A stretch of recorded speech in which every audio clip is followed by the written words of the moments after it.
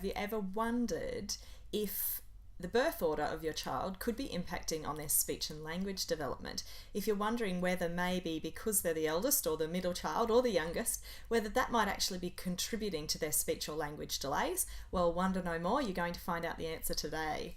So, I want to go through a few different studies that have actually looked at this and let you know what their results found.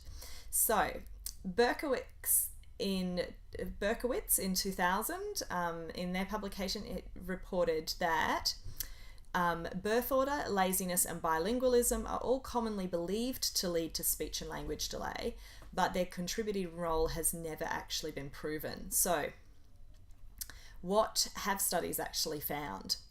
First of all, that Tomlin et al. In 1990 examined, they looked at the birth order in children with and without developmental language impairment in order to determine, so they were trying to work out if language impaired children were more likely to be born later or born earlier. They controlled for things like family size and socioeconomic status, but they didn't find any evidence that children with language impairments were born earlier or later. So we know that that's not actually, this would indicate that there is no correlation. There was another study in 1996 that actually found the language development of children who were born second was the same as their older siblings, but that they were more likely to be advanced in their use of pronouns. So that's things like he, she, them, and they. So they found that this is potentially purely due to the fact that they're exposed to more of those pronouns because there's more people in the household being talked about because they hear their parents and older siblings talking to each other. So so what the authors say, and I'll just quote, the language second-borns overhear in conversations between caregivers and older siblings is more mature and complex than the language they themselves and firstborns hear in speech directed to them. So they suggested that this was more about the language models that were being provided in that environment due to the people that were around them. There has been a little bit of research that would indicate that potentially some later-born children may have more advanced conversational skills, but this is again due to potential differences in early language experiences.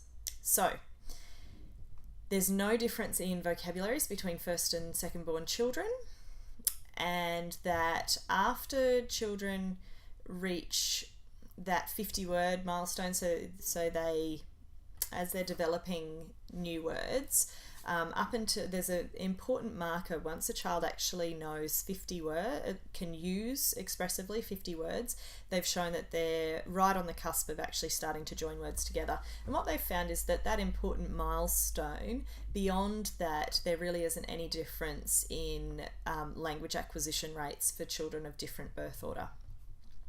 So in summary, birth order is just not a risk factor. It's not a significant risk factor for language outcomes.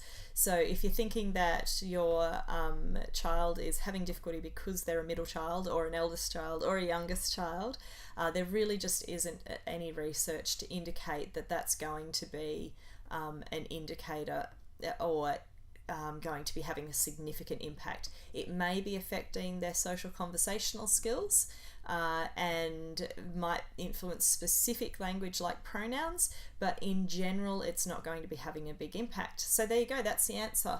That birth order doesn't really impact speech or language skills, and therefore if your child's having difficulty, please get some help as soon as possible, because it's not because they're born in the middle or they're born last or they were born first. All of which I've heard touted that the birth order is because they're the youngest, or it's because they're the middle child, or it's because they're the eldest. But the research indicates that language delays are not caused by older siblings talking for them. It's not caused by parents paying less attention to later born children. And although it does create different language learning opportunities and environments, none of those are detrimental. So it's important to look at the impact of the language environment that you're in, and how you're modelling language for your child and how the family as a whole is doing that. but don't worry about where your child's born as to whether or not that's causing their speech and language difficulties, because it's not.